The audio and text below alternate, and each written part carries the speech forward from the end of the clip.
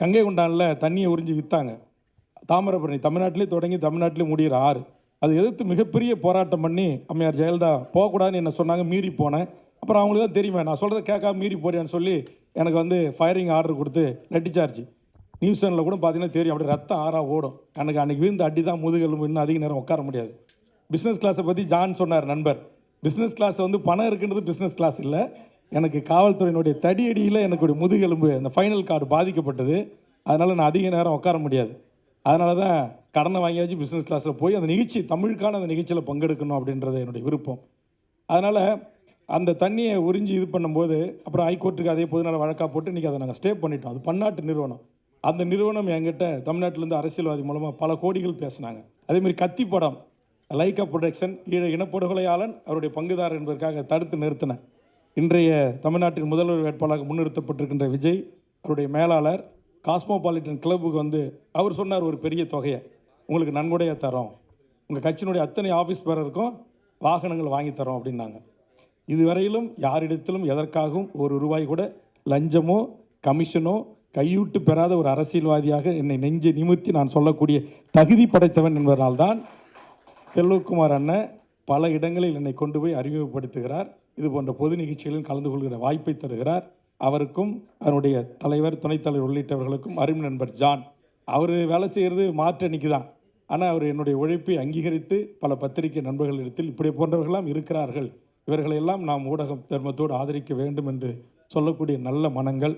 அதனால் அங்கே ஸ்டெண்ட் மாஸ்டரில் தொடங்கி நான் கதாநாயகியாக பார்த்து வியந்து பாராட்டிய மேடம் அம்பிகா மேடம் அவர்கள், அவருடைய சிஸ்டர் ராதா மேடம், அதுமாரி சீம்கா ரெட்டி சார், அவர் கட்சி ஆரம்பிச்சதுலேருந்து அவருடைய கிளினிக் நடவடிக்கைகள் எனக்கு தெரியும். ஒரு புகழ்பெற்ற பெரிய மருத்துவமனை, பெரிய செல்வந்தர். ராதாரை ஒன்றும் சொல்லவே வேண்டாம். பல காலகட்டங்களில் என்னை பற்றி எல்லாருக்கிட்டையும் நல்ல விதமாக சொல்லி எனக்கு ஒரு சமூகத்தில் திரைத்துறையில் எனக்கு வந்து திரைத்துறைக்கு எனக்கும் கொஞ்சம் மோதல் அப்பப்போ இருந்துக்கிட்டே இருக்கும். ஏன்னா கலைஞரே சட்டமன்றத்தில் ஏற்று கேட்டவன், மாநாட மயிலாட நிகழ்ச்சிகளிலே அங்கே மானும் ஆடவில்லை மயிலும் ஆடவில்லையே என்று கலைஞரே ஏற்று கேட்ட சட்டமன்றத்தில். உடனே அவர் மைக்கு அவருக்கே உரிய பண்ணலை. அதுதான் தமிழக மக்கள் நிறைய பேர் பார்க்குறாங்கன்னு சொல்லிட்டு டக்குன்னு சுதாரிச்சிட்டார். அவர் சொல்லாமல் உடனே என் பங்காளி துரைமுருகனை விட்டு எனக்கு பதில் சொல்ல சொன்னார். அதனால் இங்கே நம்முடைய இயக்குனர் அவர் அறிமுக சொல்லியிருக்காங்க. நிறைய பேரோட நான் பழகிறேன். இருந்தாலும் நெருக்கமான பழக்கங்கள் இல்லை. கொஞ்சம் திரைத்துறையை எட்ட தான் வச்சு மெயின்டைன் பண்ணுவேன். செல்வகுமார் அண்ணன் தான் கொஞ்சம் அப்பப்போ கொண்டு வந்து நெருக்கமாகறாரு.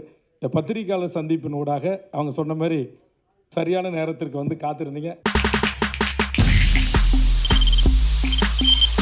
தவிர்க்க முடியாத தம்ப்நெயில்ஸ், கலக்கலான கண்டென்ட்ஸ், சினிமாவும் சீரியஸ் பிரச்சனைகளும், பல வருடங்கள் இடைவெளிக்கு பிறகு இந்த படத்துல ஒரு கலகலப்பும் கைகலப்பும்,